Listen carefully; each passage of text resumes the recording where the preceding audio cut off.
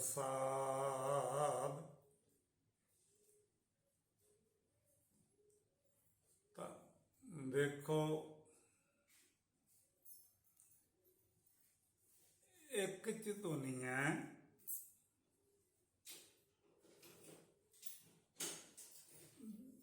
ਦੁਨੀਆ ਕਹੋ, ਸੰਸਾਰ ਆਖੋ, ਜਗਤ ਆਖੋ। ਇੱਕ ਜਿਹੜਾ ਇਹ ਸੰਸਾਰ ਦੇ ਵਿੱਚ, ਜਗਤ ਦੇ ਵਿੱਚ, ਦੁਨੀਆ ਦੇ ਵਿੱਚ ਜਿਉਂ ਕਾ ਤਿਉਂ ਪੂਰਨ ਹੈ। तो एक है जो संसार में ना सुपने दा, जगत में ना जागृत दा। जगत का माना कि जगत किसनों कहने हैं, जिस दा जागृत काल में प्रदस्त होता है। संसार उसनों कहने हैं ਜਿਹਦਾ ਸੁਪਨੇ ਦੇ ਵਿੱਚ ਕੇਵਲ ਦਰਸ਼ਨ ਹੀ ਦਰਸ਼ਨ ਹੁੰਦਾ ਹੈ। ਇੰਦਰੇ ਅਵੈਵ, ਇੰਦਰੇ ਅੰਗਾਂ ਦੇ ਭੋਗ ਉਹ ਕੇਵਲ ਮਾਲਮ ਪੜਦੇ ਹੈ। ਉਹ ਆਪ ਐਸੇ ਨਹੀਂਗੇ। ਇਸ ਤੋਂ ਤੀਜਾ ਹੈਗਾ ਈਸ਼ਵਰ।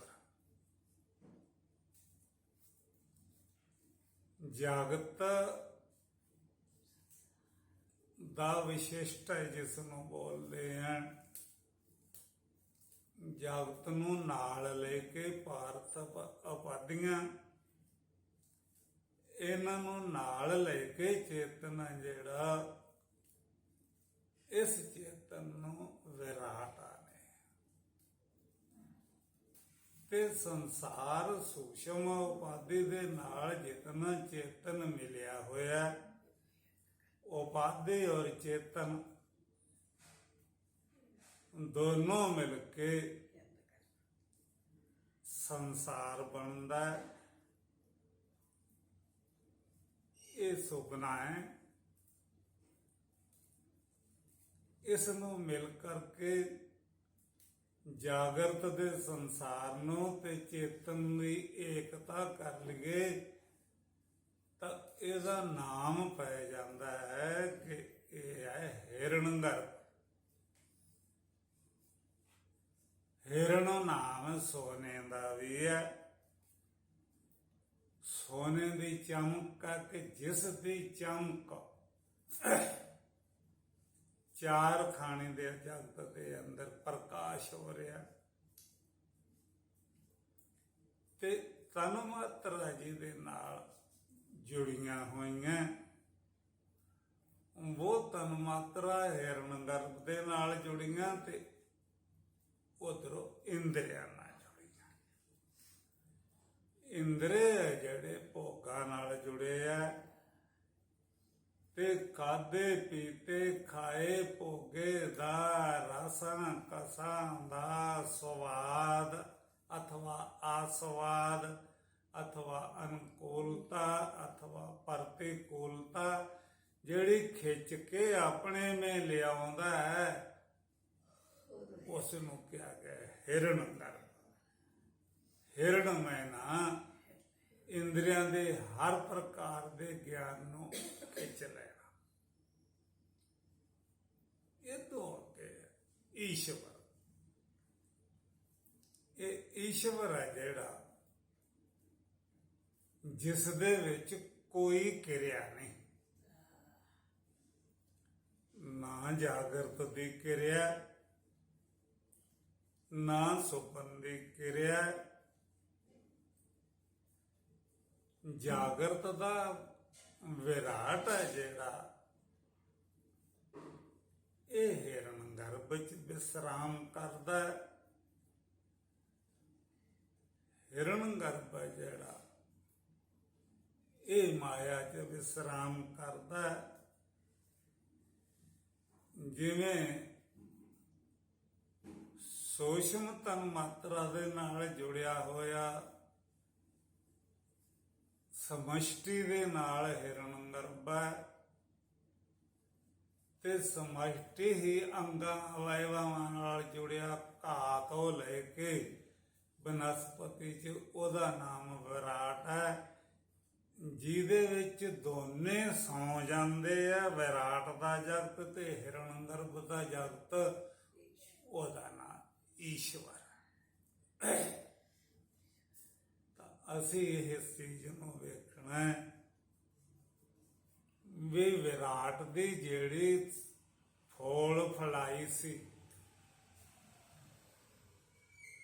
ਉਹ ਲੋਕ ਬੋਲਦੇ ਆ ਵੀ ਤੇਰੇ ਪਾਸ ਧਨੀ ਲੋਕਾਂ ਦੀ ਗੱਲ ਹੈ, ਬੈਂਕਾਂ ਚੋਂ ਧਨ ਕਢਾਉਂਦੇ ਆਪਦਾ ਰੱਖਿਆ ਹੋਇਆ, ਫਿਰ ਉਹ ਬਾਹਰ ਕੁਰਸੀਆਂ ਤੇ ਬਹਿ ਕੇ ਇੱਕ ਤਾਂ ਉਹਦੀ ਤਸੱਲੀ ਕਰਦੇ ਵੀ ਪੂਰੇ ਆ, ਦੂਜੀ ਤਸੱਲੀ ਕਰਦੇ ਆ ਕਿ ਇਹਦੇ 'ਚ ਕੋਈ ਖੋਟਾ ਤਾਂ ਨਹੀਂ। ਜਿਹੜਾ ਖੋਟਾ ਹੈ ਉਹਦੀ ਜਾਂਚ ਚਾਹੁੰਦਾ ਉਹਨੂੰ ਬਾਹਰ ਕੱਢ ਦਿੰਦੇ, ਜੇ ਨਹੀਂ ਖੋਟਾ ਆਉਂਦਾ ਤਾਂ ਵੀ ਤਸੱਲੀ ਹੋ ਜਾਂਦੀ, ਜੇ ਕੋਈ ਖੋਟਾ ਨਕਲੀ ਨੋਟ ਹੈ ਤਾਂ ਉਹਨੂੰ ਉਹ ਬਾਹਰ ਕੱਢ ਦਿੰਦੇ। ਜਿਹਨੂੰ ਵਿਰਾਟ ਬੋਲਦੇ ਆ, ਇਹਦੇ ਵਿੱਚ ਅਸਲੀ ਤੇ ਨਕਲੀ ਦੋਨੋਂ ਜੁੜੇ ਹੋਏ ਹੈ ਕਿ ਆਪੋ ਆਪਣੇ ਵਿਚਾਰ ਦੇ ਵਿੱਚ ਲਿਆਓ, ਇਹਦੇ ਚੋਂ ਕੱਢਣੇ ਆਉਂਦੇ ਆ ਨਕਲੀ ਕੀ ਆ ਤੇ ਅਸਲੀ ਕੀ ਆ। ਤਾਂ ਇੱਥੋਂ ਸਾਨੂੰ ਇਹ ਪਤਾ ਲੱਗੇਗਾ ਵੀ ਸੱਚ ਤਾਂ ਇਹ ਹੈ ਕਿ ਨਾ ਮੈਨੂੰ ਅਸਲੀ ਦਾ ਪਤਾ ਹੈ ਤੇ ਨਾ ਨਕਲੀ ਦਾ ਪਤਾ ਹੈ।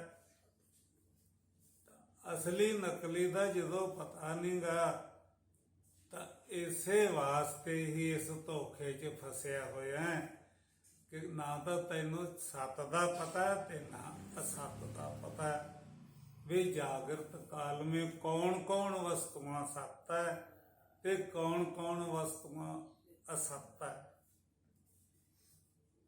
ਤਾਂ ਇੱਥੇ ਸੰਤਾਂ ਨੇ, ਇਹ ਗੁਰੂਆਂ ਨੇ ਇਹਦੇ ਨਿਰਣੇ ਲਈ ਇਹ ਬਾਣੀਆਂ ਗ੍ਰੰਥ ਇਹ ਰਚੇ ਹੈ ਵੀ ਇਸ ਜੰਜਾਲ ਚੋਂ ਨਿਕਲਣ ਲਈ ਇਹਨਾਂ ਗੁਰਬਾਣੀ ਦਾ, ਇਹਨਾਂ ਗਿਆਨੀ ਪੁਰਸ਼ਾਂ ਦਾ, ਇਹ ਸੂਝਵਾਨਾਂ ਦੀ ਮਦਦ ਲੈ ਲੈਣਾ ਤਾਂ ਨਿਕਲ ਜਾਏਗਾ। ਜਿਹੜਾ ਕਿਸੇ ਮੁਕੱਦਮੇ 'ਚ ਫਸਿਆ ਉਹਨੂੰ ਜੱਜ ਨਹੀਂ ਕੱਢਦਾ, ਉਹ ਫਿਰ ਵਕੀਲਾਂ ਦੀ ਮਦਦ ਲੈਂਦਾ ਵੀ ਮੈਨੂੰ ਵਕੀਲ ਮਦਦ ਕਰਨ ਤਾਂ ਮੇਰਾ ਜਿਹੜੇ ਮੁਕੱਦਮੇ 'ਚ ਫਸਿਆ ਹੋ ਸਕਦਾ ਮੈਂ ਨਿਕਲ ਜਾਵਾਂ। ਤਾਂ ਇਹ ਜਿਹੜਾ ਫਸਿਆ ਮਨੁੱਖ, ਇਹ ਗਿਆਨੀ ਪੁਰਸ਼ ਦੀ ਮਦਦ ਨਹੀਂ ਲੈਂਦਾ, ਇਹ ਗ੍ਰੰਥਾਂ ਦੀ ਮਦਦ ਲੈਂਦਾ ਜਿਹੜੇ ਆਪ ਫਸੇ ਆ। ਗ੍ਰੰਥਾਂ ਨੂੰ ਪਤਾ ਵੀ ਇਹ ਜਗਤ ਹੈ, ਗ੍ਰੰਥ ਤਾਂ ਆਪ ਜਗਤ ਹੈ।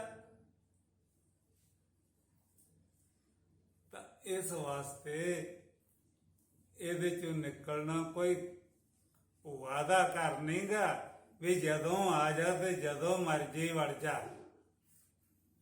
ਇਹ ਕਠਨ ਹੈ ਤੋਂ ਅੰਤ ਨੂੰ ਆ ਜਾਏਗਾ। ਸਾਡੇ ਕਿਤਨੇ ਧਰਮ ਹੈ, ਕਿਤਨੇ ਸੰਸਾਰੀ ਲੋਕ ਹੈ, ਕਿਤਨੇ ਸਾਡੇ ਧਰਮੀ ਹੈ। ਇਹਨਾਂ ਨੇ ਸਾਰਿਆਂ ਨੇ ਕੋਈ ਨਾ ਕੋਈ ਆਪਣੇ ਅਡੰਬਰ ਕੀਤੇ ਹੋਏ ਹੈ। ਉਹ ਅਡੰਬਰ ਕੀ ਹੈ? ਕਿਸੇ ਨੇ ਛੋਟਾ ਗੁਰਦੁਆਰਾ ਬਣਾਇਆ, ਕਿਸੇ ਨੇ ਬੜਾ ਬਣਾਇਆ, ਕਿਸੇ ਨੇ ਛੋਟਾ ਮੋਟਾ ਮੰਦਰ ਬਣਾਇਆ, ਕਿਸੇ ਨੇ ਵੱਡੇ ਬਣਾਏ ਆ, ਕਿਸੇ ਨੇ ਮਸੀਤ ਬਣਾਈ ਹੈ, ਕਿਸੇ ਨੇ ਧਰਮਸ਼ਾਲਾ। ਉਹ ਸਾਰਿਆਂ ਦਾ ਮੁੱਖ ਪ੍ਰਯੋਜਨ ਤਾਂ ਇਹ ਹੀ ਹੈ ਵੀ ਇੱਥੇ ਬਹਿਣ ਦਾ ਟਾਈਮ ਤੈਨੂੰ ਮਿਲੇ ਇਕਾਂਤ ਹੋ ਕੇ, ਤਾਂ ਇੱਥੇ ਬਹਿ ਕੇ ਇਹਨਾਂ ਦੀ ਵਿਚਾਰ ਕਰੀ। ਤਾਂ ਇਹ ਅੱਛੇ ਅਸਥਾਨ ਸੀ। ਇਹ ਜਿਹੜਿਆਂ ਗੁਰੂਆਂ ਪੀਰਾਂ ਨੇ ਇਹਨਾਂ ਦੇ ਉਪਦੇਸ਼ ਕੀਤੇ ਆ, ਉਹ ਇਹ ਸੀਗਾ ਕਿ ਮਨੁੱਖ ਨੂੰ ਰਾਹਤ, ਜਿਵੇਂ ਨਕਲੀ ਇਹਦੇ ਕਰਤੱਵ ਦੇ ਮੁਕਾਦਿਆਂ ਮਿਆਂ ਪਿੱਛੋਂ ਇਹਨਾਂ ਦੇ ਵਿੱਚੋਂ ਕੱਢਣ ਲਈ ਤਾਂ ਛੋਟੀਆਂ ਤੋਂ ਵੱਡੀਆਂ ਅਦਾਲਤਾਂ ਬਣੀਆਂ।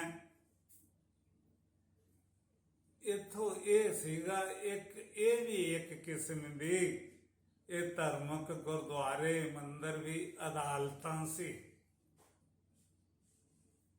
ਪਰ ਇਹਦੇ 'ਚ ਇਹ ਆਉਂਦਾ ਹੈ ਜਿਹੜੀਆਂ ਉਹ ਵੱਡੀਆਂ ਅਦਾਲਤਾਂ ਅਥਵਾ ਮੱਧਭਾਵੀ ਅਦਾਲਤਾਂ, ਉਹਨਾਂ ਦੇ ਵਿੱਚ ਜੱਜ ਨਿਯਤ ਕੀਤੇ ਹੋਏ ਹੈ, ਉਹ ਲੋਕਾਂ ਦੇ ਮੁਕੱਦਮਿਆਂ ਦੀ ਪੜਚੋਲ ਕਰਦੇ ਆ। ਇਹਨਾਂ ਸਥਾਨਾਂ ਦੇ ਵਿੱਚ ਪੜਚੋਲ ਕਰਨ ਵਾਲਾ ਕੋਈ ਨਹੀਂਗਾ, ਅਸਥਾਨ ਤਾਂ ਬਣਾ ਕੇ ਰੱਖੇ ਐ। ਤਾਂ ਇਹਨਾਂ ਨੂੰ ਪੁੱਛੇ ਵੀ ਤੁਹਾਡੇ ਜੱਜ ਕਿਹੜਾ ਹੈ, ਜਿਹੜਾ ਕਿ ਇਹ ਕਰਮਕਾਂਡ ਦੀ ਪਰਿਭਾਸ਼ਾ ਬਤਾਵੇ ਲੋਕਾਂ ਨੂੰ। ਇਹ ਕਰਮਕਾਂਡ ਦੀ ਆ ਰੀਤੀ ਹੈ, ਕਰਮਕਾਂਡ ਦੀ ਕਿੱਥੋਂ ਤੀਕ ਪਹੁੰਚਾਉਣ ਦੀ ਤਾਕਤ ਹੈ, ਉਹ ਭਾਸ਼ਣਾਂ ਦੀ ਕਿੱਥੋਂ ਤਾਈਂ ਤਾਕਤ ਹੈ, ਸਰਵਣ ਦਾ ਕੀ ਤਾਕਤ ਹੈ, ਮੰਨਣ ਅਧਿਆਸਣ ਦੀ ਕੀ ਪਾਵਰ ਹੈ, ਤੇ ਤਤ ਪਦਾਰਥ ਤੇ ਤੁਮ ਪਦਾਰਥ ਦਾ ਸੰਸ਼ੋਧਨ ਕਰਕੇ ਅਦਵੈਤ ਤੱਤ में ਜਾਣਨ ਦੀ ਤੇਰੀ ਪਾਵਰ ਹੈ ਕਿ ਅਦਵੈਤ ਤੱਤ ਦੇ ਵਿੱਚੋਂ ਇਹ ਪਾਵਰਾਂ ਅਧਿਅਸਤ ਹੋ ਜਾਂਦੀਆਂ। ਤਾਂ ਇਹ ਹੋਏਗਾ ਵੀ ਬਈ ਇੰਨੀ ਜਾਣਨ ਵਾਲਾ ਨਾ ਕਿਸੇ ਗੁਰਦੁਆਰੇ ਹੈ, ਨਾ ਕਿਸੇ ਮੰਦਰ ਹੈ, ਤੇ ਗ੍ਰੰਥ ਸਾਹਿਬ ਦੇ ਮੂਹਰੇ ਫਰਿਆਦ ਕਰਦੇ ਆ ਵੀ ਤੂੰ ਦੱਸ। ਜਦੋਂ ਗ੍ਰੰਥ ਸਾਹਿਬ ਤੁਹਾਡੀ ਪਾਵਰ ਨਾਲ ਹੀ ਤੁਹਾਨੂੰ ਚੰਗਾ ਉਪਦੇਸ਼ ਬਣਾਉਂਦਾ ਤੇ ਤੁਹਾਡੇ 'ਚ ਪਾਵਰ ਨਹੀਂ ਤਾਂ ਇਹ ਤੁਹਾਡੇ ਲਈ ਉਪਦੇਸ਼ ਕੋਈ ਨਹੀਂ ਕਰਦਾ। ਇਹ ਮਨੁੱਖ ਨੂੰ ਭੁਲੇਖਾ ਹੈ, ਇਹ ਭੁਲੇਖਾ ਕੱਢ ਦੇਣਾ ਚਾਹੀਦਾ ਵੀ ਮਨੁੱਖ ਨੂੰ ਦੋ ਪ੍ਰਕਾਰ ਦੀ ਫਾਹੀ ਹੈ। ਇੱਕ ਤਾਂ ਫਾਹੀ ਉਹ ਹੈ ਜਿਹੜੇ ਇੱਥੇ ਜਗਤ ਦੇ ਵਿੱਚ ਰਹਿ ਕੇ ਜਿਸ ਨੂੰ ਸੰਸਾਰੀ ਲੋਕ ਅਥਵਾ ਜਗਤ ਦੇ ਲੋਕ ਅਥਵਾ ਧਰਮੀ ਲੋਕ ਅਥਵਾ ਪਰਮਾਰਥੀ ਲੋਕ ਆਪਰਵਾਨ ਕਰਦੇ ਆ, ਜਿਹੜਾ ਉਹਨਾਂ ਕੰਮਾਂ ਨੂੰ ਕਰਦਾ ਹੈ ਉਸ ਨੂੰ ਉਹਨਾਂ ਕੰਮਾਂ ਦਾ ਦੰਡ ਮਿਲਦਾ ਹੈ। ਤੇ ਇਹਦੇ ਚੋਂ ਦੰਡ ਵਾਸਤੇ ਇਹ ਅਦਾਲਤਾਂ ਇਹ ਇਹਦਾ ਨਿਰੀਖਣ ਕਰਦੀਆਂ ਵੀ ਇਹਦੇ ਤੇ ਆਰੋਪ ਸਹੀ ਹੈ ਕਿ ਗਲਤ ਹੈ। ਜਿਹੜੇ ਜੱਜ ਲੋਕ ਹਨ ਉਹ ਉਹਦੇ ਕਰਤੱਵ ਅਨੁਸਾਰ ਉਹਨੂੰ ਦੰਡ ਦਿੰਦੇ। ਇਸੇ ਤਰ੍ਹਾਂ ਹੀ ਸੁਧਾਰ ਕਰਦਿਆਂ ਇਹ ਜਿੰਨੇ ਵੀ ਗ੍ਰੰਥ ਧਰਮ ਬਣਾਏ ਆ ਇਹ ਮਨੁੱਖ ਦੇ ਸੁਧਾਰ ਵਾਸਤੇ। ਤਾਂ ਹੁਣ ਵਿਚਾਰੋ ਵੀ ਦੇਸ਼ ਦੇ ਵਿੱਚ ਗੜਬੜੀ ਹੈ, ਤੁਹਾਨੂੰ ਪਤਾ ਕਿ ਨਹੀਂ, ਧਰਮੀਆਂ ਨੂੰ ਪਤਾ ਹੈ ਕਿ ਨਹੀਂ, ਸਾਰਿਆਂ ਨੂੰ ਪਤਾ ਹੈ। ਤਾਂ ਇਸ ਲਈ ਜੇਕਰ ਪਤਾ ਹੈ ਤਾਂ ਇਹ ਧਰਮੀਆਂ ਨੂੰ ਤੇ ਸੰਸਾਰੀਆਂ ਨੂੰ ਸਾਰਿਆਂ ਨੂੰ ਪਤਾ ਹੈ ਕੀ ਹੈ ਕਿ ਸ਼ਹਿਰਾਂ ਦੇ ਵਿੱਚ ਢੱਟਿਆਂ ਦਾ ਬਲ ਹੈ ਤੇ ਪਿੰਡਾਂ ਦੇ ਵਿੱਚ ਦੇਸੀ ਕੱਟਿਆਂ ਦਾ ਬਲ ਹੈ। ਜਿੰਨੇ ਅਨਪੜ੍ਹ ਬੱਚੇ ਆ ਇਹ ਬਹਿਕਾਏ ਹੋਏ ਕੱਟੇ ਪਿਸਤੌਲ ਲਈ ਫਿਰਦੇ ਆ। ਇਹਨਾਂ ਨੂੰ ਨਹੀਂ ਸਮਝ ਆਉਣਾ। ਇਹ ਗੁਰੂਆਂ ਦੀਆਂ ਕਹਾਣੀਆਂ ਸੁਣਾਉਂਦੇ ਆ, ਰਾਮ ਜੀ ਦੀਆਂ ਕਹਾਣੀਆਂ ਸੁਣਾਉਂਦੇ ਆ, ਤਾੜਕਾ ਦੀਆਂ ਕਹਾਣੀਆਂ ਸੁਣਾਉਂਦੇ, ਰਾਵਣ ਦੀਆਂ ਕਹਾਣੀਆਂ ਸੁਣਾਉਂਦੇ। ਉਹ ਬੀਤ ਗਈ ਉਹ ਤਾਂ। ਜਿਹੜੇ ਤੁਹਾਡੇ ਸਾਹਮਣੇ ਦੇਸ਼ ਦੇ ਵਿੱਚ ਨੌਜਵਾਨ ਗਲਤ ਪਾਸੇ ਜਾ ਵੜੇ, ਗਲਤ ਉਪਦੇਸ਼ ਕਰਨ ਵਾਲਿਆਂ ਨੇ ਉਹਨਾਂ ਦੇ ਹਿਰਦੇ 'ਚ ਉਹ ਗਲਤ ਗੱਲਾਂ ਧਸਾਤੀਆਂ। ਤੇ ਚੰਗੇ ਬੰਦੇ ਆ ਜਿਹੜੇ, ਬਹਾਦਰ ਬੰਦੇ ਆ ਜਿਹੜੇ, ਉਹ ਪੁਲਿਸ ਦੇ ਵਿੱਚ ਆ। ਜਦੋਂ ਉਹਨਾਂ ਨੂੰ ਪਕੜਨ ਲਈ ਬਹਾਦਰ ਬੰਦੇ ਪੁਲਿਸ ਮੈਨ ਜਾਂਦੇ ਆ, ਉਹ ਅੱਗੇ ਬਹਾਦਰ ਬੰਦਿਆਂ ਦਾ ਵੱਧ ਕਰ ਦਿੰਦੇ ਆ। ਤੇ ਜਿਹੜੇ ਗੰਦੇ ਬਣੇ ਆ ਉਹ ਵੀ ਬਹਾਦਰ ਆ। ਤੇ ਬਹਾਦਰ ਆਪਸ ਵਿੱਚ ਲੜ ਕੇ ਮਰ ਜਾਓ ਤੇ ਰਹਿ ਜਾਓ ਫੋਕਾ ਰੋਟੀਆਂ ਖਾਣ ਵਾਲੇ ਇਕੱਲੇ। ਇਹ ਧਰਮੀਆਂ ਨੂੰ ਨਹੀਂ ਪਤਾ ਵੀ ਇਹਨਾਂ ਨੂੰ ਸਮਝਾਉਣ ਲਈ ਕੀ ਕਰਦੇ ਆ, ਇਹਨਾਂ ਲਈ ਕੀ ਯਤਨ ਤੁਹਾਡੇ ਕੋਲੇ। ਗੁਰੂਆਂ ਦੀਆਂ ਗੱਲਾਂ ਸੁਣਾਤੀਆਂ, ਸਾਹਿਬਜ਼ਾਦਿਆਂ ਦੀਆਂ ਸੁਣਾਤੀਆਂ। ਇਹ ਤਾਂ 400 500 ਸਾਲ ਹੋਗਾ ਸੁਣਾਉਂਦਿਆਂ ਨੂੰ। ਜਿਹੜੇ ਦੇਸ਼ਵਾਸੀ ਪੀੜਾ ਮੰਨਦੇ ਆ ਕਿ ਇਸ ਵੇਲੇ ਇਹ ਹਾਲਾਤ ਹੈ ਕਿ ਇੱਥੋਂ ਦੀ ਜਾਓ 5-6 ਗਾਈਆਂ ਢੱਠੇ ਬੈਠੇ, ਪਤਾ ਨਹੀਂ ਕਿਹੜੇ ਨੇ ਤੁਹਾਨੂੰ ਮਾਰ ਦੇਣਾ। ਤੇ ਇੱਧਰ ਪਤਾ ਨਹੀਂ ਸਾਰੇ ਬਾਬੂ ਲੋਕ ਹੈ ਕਿ ਕਿਹਨੇ ਆਪਣੀ ਜੇਬ ਚੋਂ ਪਿਸਤੌਲ ਕੱਢ ਕੇ ਗੋਲੀ ਚਲਾ ਦੇਣੀ। ਤੇ ਦੁਨੀਆ ਇਸ ਲਈ ਖੌਫ ਦੇ ਅਧੀਨ ਦੇ ਜਿਉਂ ਰਹੀ ਹੈ। ਤੇ ਇਹ ਧਰਮੀਆਂ ਦਾ ਜਿਹੜੇ ਗੁਰਦੁਆਰੇ ਸੁਧਾਰ ਵਾਸਤੇ ਬਣੇ ਆ, ਤਾਂ ਇਹ ਹੈਗਾ ਕਿ ਪਹਿਲਾਂ ਇੱਕ ਵਾਰੀ ਇਹ ਲਹਿਰ ਚੱਲੀ ਸੀ ਕਿ ਗੁਰਦੁਆਰਾ ਸੁਧਾਰ ਲਹਿਰ। ਅੱਛਾ, ਗੁਰਦੁਆਰੇ ਦਾ ਸੁਧਾਰ ਤੇ ਜਿਸ ਵਾਸਤੇ ਗੁਰਦੁਆਰੇ ਸੁਧਾਰੇ, ਇਹ ਕਿਹਨੂੰ ਸੁਧਾਰਦੇ ਆ? ਇਹਨਾਂ ਦੀ ਪਹੁੰਚ ਅੰਮ੍ਰਿਤ ਛਕਾ ਦਿਓ, ਹੁਣ ਸੁਧਰ ਗਏ। ਜਿਹੜੇ ਭਟਕੇ ਹੋਏ ਨੌਜਵਾਨ ਪਿਸਤੌਲਾਂ ਬੰਦੂਕਾਂ ਲਈ ਫਿਰਦੇ ਆ, ਜਿਹੜੇ ਭਟਕੇ ਹੋਏ ਆ, ਇਹਨਾਂ ਨੂੰ ਸੁਧਾਰਨ ਵਾਸਤੇ ਗੁਰੂਆਂ ਦੀਆਂ ਕਹਾਣੀਆਂ ਨਾਲ ਸੁਧਰ ਜਾਣਗੇ। ਇਹਨਾਂ ਦੇ ਹਿਰਦੇ ਚੋਂ ਸੰਸਕਾਰ ਕੱਢਣ ਲਈ ਕਰੋ ਵਿਚਾਰ। ਕੀ ਹੈ ਪ੍ਰਯਾਸ ਲੋਕਾਂ ਪਾਸ ਵੀ ਨਾ ਬਈ ਇਹ ਨਜਾਇਜ਼ ਹੱਤਿਆ ਇਹਨਾਂ ਦੀ ਹੋਈ ਜਾਂਦੀ ਹੈ, ਨਜਾਇਜ਼ ਲੋਕਾਂ ਦੀ ਇਹ ਹੱਤਿਆ ਕਰੀ ਜਾਂਦੀ ਹੈ। ਹਿਰਦੇ ਵਿੱਚ ਜਿਹੜੇ ਗੰਦੇ ਸੰਸਕਾਰ ਹੈ ਉਹਨਾਂ ਨੂੰ ਕੱਢੀਏ। ਜਦੋਂ ਹਿਰਦੇ ਚੋਂ ਸੰਸਕਾਰ ਨਿਕਲ ਗਏ, ਜਿਹੜੇ ਵਿਗੜੇ ਸੀ ਉਹ ਸੁਧਰ ਜਾਣਗੇ ਤੇ ਜਿਹੜੇ ਡਰਦੇ ਸੀ ਉਹ ਆਨੰਦਮਈ ਰਹਿਣਗੇ। ਤਾਂ ਕਰਦੇ ਕੀ? ਇਹ ਤਾਂ ਆਪ ਹੀ ਲੜੀ ਜਾਂਦੇ ਆ। ਮੰਦਿਰਾਂ 'ਚ ਵੀ ਲੜੀ ਜਾਂਦੇ ਆ, ਗੁਰਦੁਆਰਿਆਂ 'ਚ ਵੀ ਲੜੀ ਜਾਂਦੇ। ਪਹਿਲਾਂ ਤੁਸੀਂ ਤਾਂ ਸੁਧਰ ਲਓ। ਤਾਂ ਇਹ ਤਾਂ ਹੈ ਐਸੇ ਹੈ ਜਿਹੜੇ ਸੁਧਾਰ ਵਾਸਤੇ ਬਣਾਏ ਸੀ, ਇਹ ਤੱਤਵ ਗਿਆਨ ਤੋਂ ਸਾਰੇ ਖਾਲੀ ਰਹਿ ਗਏ। ਕਿਉਂ ਰਹਿ ਗਏ? ਭਿੰਡਰਾਂ ਵਾਲੇ ਜਥਾ ਇੱਕ ਸੰਪਰਦਾ ਸੀ, ਮੰਨੀ ਪਰਮੰਨੀ, ਗੁਰੂ ਗੋਬਿੰਦ ਸਿੰਘ ਜੀ ਦੇ ਵੇਲੇ ਤੋਂ ਚੱਲੀ ਆਉਂਦੀ ਹੈ। ਇਹ ਜਿਸ ਵੇਲੇ ਸਾਦੇ ਸੀ, ਸੰਤ ਗੁਰਬਚਨ ਸਿੰਘ ਪ੍ਰੋਗਰਾਮ ਰਚੇ ਹੋਏ ਸੀ। ਇਹ ਸ਼ਹਿਰਾਂ ਦੇ ਵਿੱਚ ਇਹਨਾਂ ਦੇ ਕਥਾ ਕਰਦੇ ਤੇ ਦੂਜੇ ਪਿੰਡ ਤੋਂ ਦੂਜੇ ਪਿੰਡ 'ਚ ਵੀ ਜਾਂਦੇ ਤਾਂ ਗੱਡਾ ਜੋੜ ਲੈਂਦੇ ਤੇ ਗੱਡੇ ਤੇ ਛੱਡ ਆਉਂਦੇ ਦੂਜੇ ਪਿੰਡ। ਉਸ ਪਿੰਡ ਦੇ ਜਿਹੜੇ ਲੋਕਾਂ ਨੇ ਗਰਾਈ ਕਰਕੇ ਸੰਤਾਂ ਨੂੰ ਖਰਚਾ ਵਰਚਾ ਦਿੱਤਾ ਹੁੰਦਾ, ਉਹ ਜਾਣ ਲੱਗੇ ਲੋਕਾਂ ਨੂੰ ਮੋੜ ਦਿੰਦੇ ਵੀ ਲਓ ਬਈ ਸਾਡਾ ਅਗਲੇ ਪਿੰਡ ਪ੍ਰਬੰਧ ਹੈਗਾ ਤੇ ਅਸੀਂ ਤੁਹਾਡੇ ਪੈਸੇ ਕੀ ਕਰਨੇ, ਤੁਸੀਂ ਜਿੱਥੇ ਕਿਸੇ ਦੇ ਟੈਂਟ ਵਾਲੇ ਦੇ ਕਿਸੇ ਦੇ ਦੇਣੇ ਆ ਉਹ ਦੇ ਲੈ ਲੈਣ। ਉਹ ਗੱਡਿਆਂ ਤੇ ਜਾਂਦੇ ਸੀ। ਉਦੋਂ ਮਗਰੋਂ ਚੱਲਦੇ ਸੰਤ ਕਰਤਾਰ ਸਿੰਘ ਆ ਗਿਆ। ਉਹਨਾਂ ਕੋਲੇ ਅੰਬੈਸਡਰ ਕਾਰ ਸੀ। ਅੱਛਾ, ਉਹ ਚੱਲਦੇ ਚੱਲਦੇ ਉਦੋਂ ਉਹਦੇ ਚੱਲਦਿਆਂ ਹੁਣ ਜੀ ਕੋਲੇ ਕਾਰਾਂ ਹੋ ਗਈਆਂ, ਤੇ ਜਿਵੇਂ ਜਿਵੇਂ ਜੀ ਕੋਲੇ ਕਾਰਾਂ ਹੋ ਗਈਆਂ ਤੇ ਤਤਵ ਗਿਆਨ ਨੂੰ ਸਾਰਿਆਂ ਨੇ ਪਿੱਠ ਕਰਤੀ। ਅੱਛਾ, ਭਿੰਡਰ ਵਾਲਿਆਂ ਦੇ ਕਿੱਥੇ ਕਥਾ ਕਰਦੇ ਆ? ਜਦੋਂ ਅੱਗੇ ਸੰਤ ਚੱਲ ਫਿਰ ਕੇ ਦੇਸ਼ 'ਚ ਰਟਣ ਕਰਦੇ ਸੀ, ਕਥਾ ਕਰਦੇ ਸੀ, ਲੋਕ ਸਰਵਣ ਕਰਦੇ ਸੀ।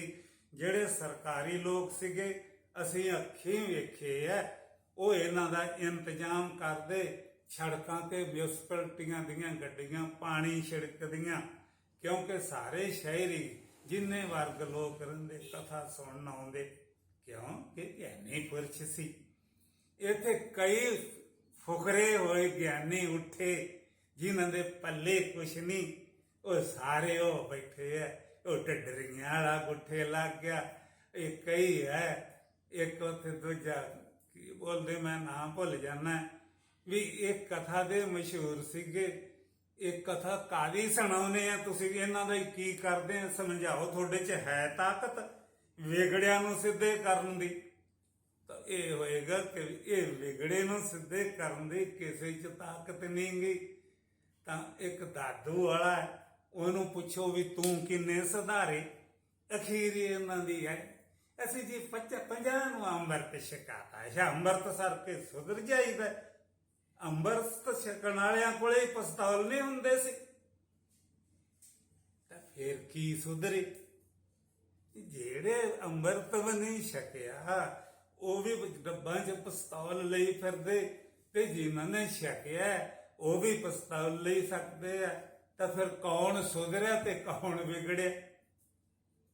ਓਏ ਭਲਿਓ, ਤੁਹਾਨੂੰ ਗੁਰਦੁਆਰੇ ਮਿਲੇ ਆ, ਤੁਸੀਂ ਧਨ ਖਾ ਖਾ ਕੇ ਪੂਜਾ ਦਾ ਬੁੱਧੀ ਭ੍ਰਿਸ਼ਟ ਹੋ ਗਈ। ਕਿੱਥੇ ਆ ਤਤਵ ਗਿਆਨ? ਕਿਸੇ ਦੀ ਕਾਸ਼ਟ ਸੁਣ ਲਾ, ਸੁਣਾਓ ਤਾਂ ਸਹੀ ਵੀ ਵਿਰਾਟ ਦਾ ਕੀ ਸਰੂਪ ਹੈ, ਹਿਰਨ ਗਰਭ ਦਾ ਕੀ ਸਰੂਪ ਹੈ, ਮਾਇਆ ਅਨਰਵਚਨੀ ਹੈ ਕਿ ਕੀ ਹੈ, ਅਵਿਦਿਆ ਦਾ ਕੀ ਸਰੂਪ ਹੈ, ਜਾਗਰਤ ਕਿਵੇਂ ਹੁੰਦੀ ਹੈ, ਸੁਪਨ ਕੈਸੇ ਹੁੰਦਾ ਹੈ, ਔਰ ਨਿੰਦਰਾ ਕੈਸੇ ਆਉਂਦੀ ਹੈ, ਔਰ ਮਿਰਤੂ ਦਾ ਕਿਹੜਾ ਰਾਹ ਹੈ? ਮਿਰਤੂ ਹੈ ਵੀ ਕਿ ਨਹੀਂ? ਤਾਂ ਇਹ ਹੈਗਾ ਕਿ ਕੋਈ ਨਹੀਂ ਜਾਣਦਾ। ਜਾਣਦਾ ਹੋਵੇ ਤਾਂ ਕਿਸੇ ਦੀ ਕੈਸਟ ਚੱਲੇ, ਕਿਸੇ ਦੀ ਕਥਾ ਚੱਲੇ, ਲੋਕੀ ਇੱਧਰ ਰੁਝਾਨ ਬਣੇ।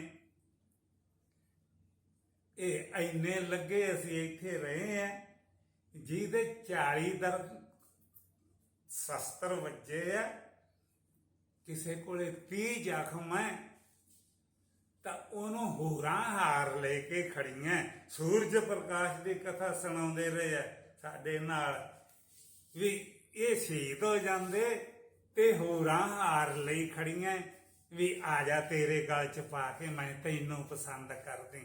ਇਹ ਆਲ ਗਲਤ ਪ੍ਰਚਾਰ ਲੋਕਾਂ ਨੂੰ ਸੁਣਾ ਰਹੇ ਆ। ਓਏ ਭਲਿਓ, ਇੱਥੇ ਰਲ ਮਿਲ ਕੇ ਜਿੰਨਾ ਚਿਰ ਨਹੀਂ ਰਹਿੰਦੇ, ਇੱਕ ਦੂਜੇ ਨੂੰ ਨਿਰਭੈ ਦੀ ਜੀਵਨ ਨੀਂਗਾ, ਤਾਂ ਅਸੀਂ ਇਹ ਕਹਾਂਗੇ ਵੀ ਦੱਤਾ ਦੋਸ ਨਾ ਦਿੱਜਾ ਕਿਸੇ, ਦੋਸ ਹੈ ਕਰਮਾ ਆਪਣੇ। ਜੋ ਮੈਂ ਕੀਆ ਸੋ ਮੈਂ ਪਾਇਆ, ਦੋਸ ਨਾ ਦਿੱਜਾ ਅਗਰ। ਹੋਰ ਨਾ ਨੂੰ ਕਾਹਦਾ ਦੋਸ਼ ਦਿੰਨੇ ਆ? ਤਾਂ ਇਸ ਵਾਸਤੇ ਹੋ ਗਿਆ ਕਿ ਇਹ ਦੋਨੋਂ ਹੀ ਧਿਰਾਂ ਧਨ ਦੀ ਖਿੱਚ ਚ ਲੱਗ ਗਈਆਂ। ਜਿੱਥੇ ਧਨ ਹੈ ਉੱਥੇ ਸਮਝ ਲਓ ਧਨ ਆਪ ਪ੍ਰਧਾਨ ਮੰਨਦਾ ਤੇ ਤਨਾਂ ਦਾ ਵਿਨਾਸ਼ ਕਰਦਾ। ਧਨ ਦੇ ਵਿੱਚ ਇਹ ਤਾਕਤ ਹੈ, ਆਪ ਅੱਗੇ ਪ੍ਰਧਾਨਗੀ ਕਰਦਾ ਤੇ ਤਨਾਂ ਨੂੰ ਵਿਨਾਸ਼ ਕਰਦਾ ਹੈ। ਇਹ ਤਨ ਦੀ ਮਹਿਮਾ। ਤਾਂ ਅੰਤ ਨੂੰ ਰਹਿ ਗਿਆ ਕਿ ਸੁਧਰਨ ਸੁਧਾਰਨ ਲਈ ਸਾਡੇ ਪਾਸ ਗੁਰਬਾਣੀ ਹੈ। ਗੁਰਬਾਣੀ ਦੇ ਵਿੱਚ ਕੋਈ ਲਫਾਜ਼ ਨਹੀਂਗਾ ਕਿ ਜਿਹੜਾ ਮਨੁੱਖ ਨੂੰ ਵਿਗਾੜਨ ਵਾਸਤੇ ਹੋਵੇ।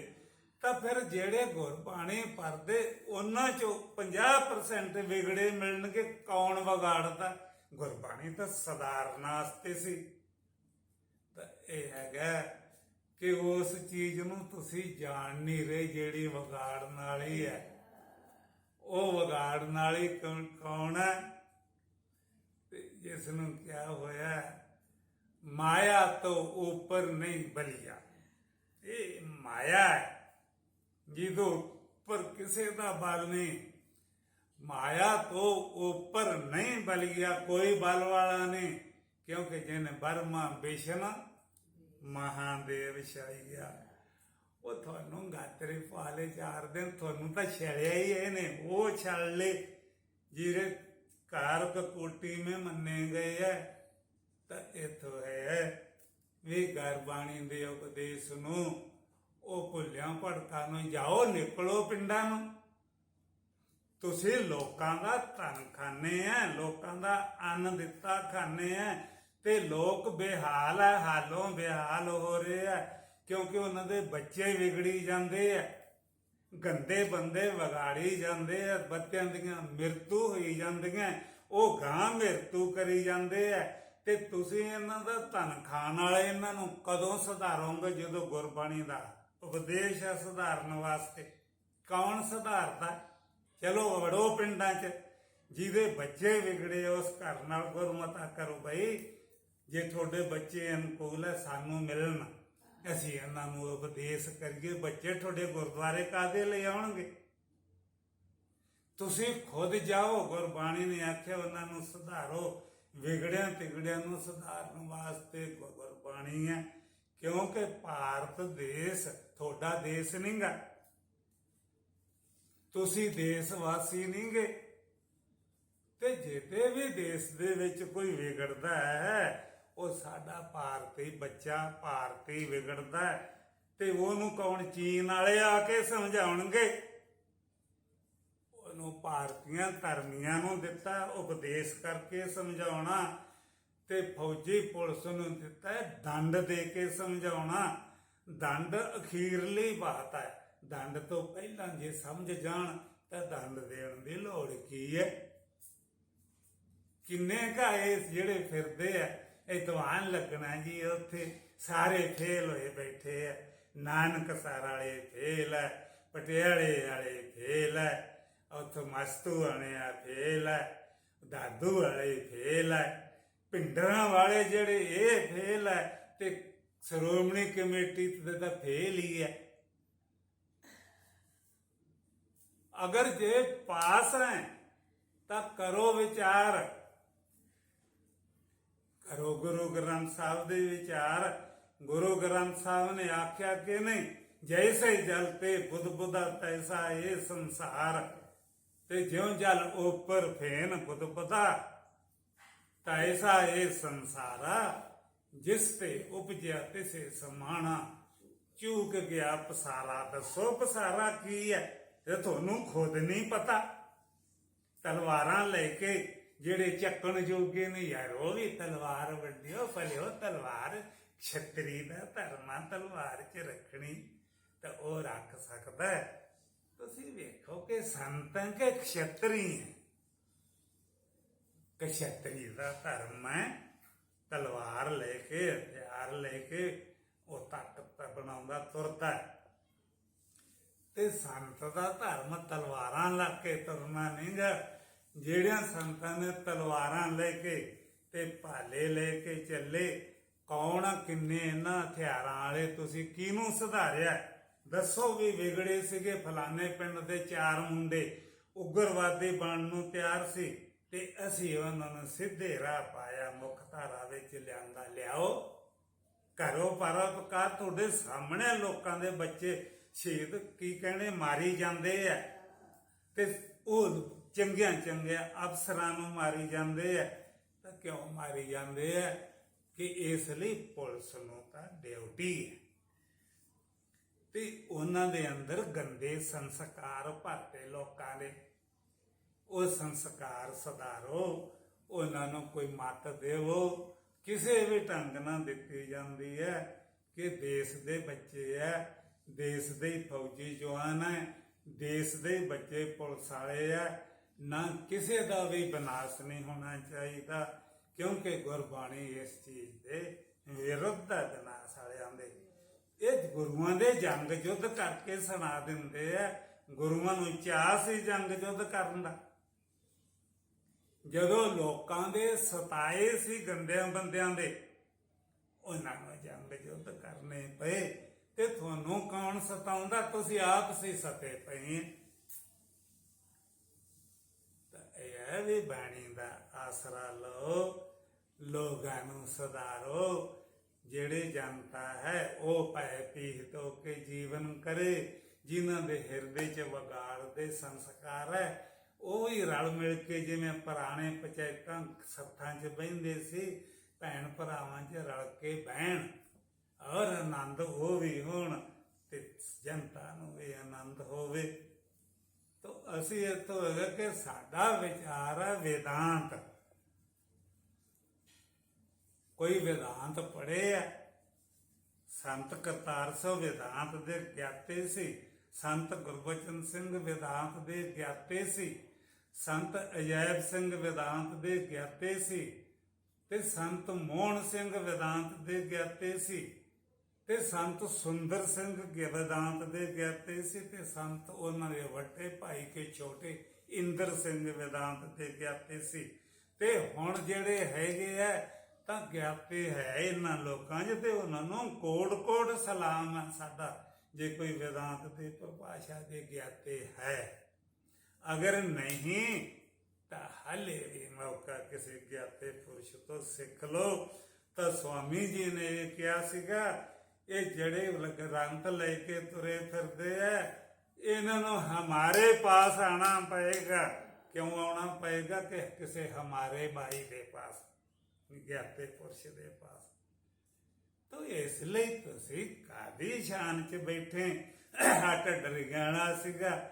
ਇਹ ਨਾ ਵੇਦਾਂਤ ਜਾਣਦਾ, ਇਹਨੇ ਧਨ ਇਕੱਠਾ ਕਰ ਲਿਆ, ਕਿਉਂਕਿ ਧਨ ਦਾ ਅਪਮਾਨ ਲੈ ਕੇ ਦੁਸ਼ਮਣ ਬਣੇ ਬੈਠੇ ਹੋ। ਭਲਿਓ, ਜਦੋਂ ਤੁਹਾਡਾ ਗੁਰੂ ਇੱਕ ਹੈ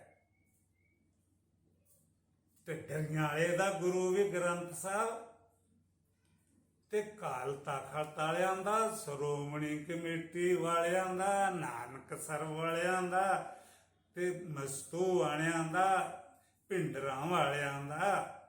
ਜਦੋਂ ਸਾਰਿਆਂ ਦਾ ਇੱਕ ਹੀ ਗੁਰੂ ਹੈ ਤੇ ਤੁਸੀਂ ਇੱਕੋ ਹੀ ਗੁਰੂ ਦੇ ਚੇਲੇ ਹੈ, ਤੇ ਇੱਕ ਦੂਜੇ ਨਾਲ ਵੈਰ ਵਿਰੋਧ ਕਾਹਦਾ?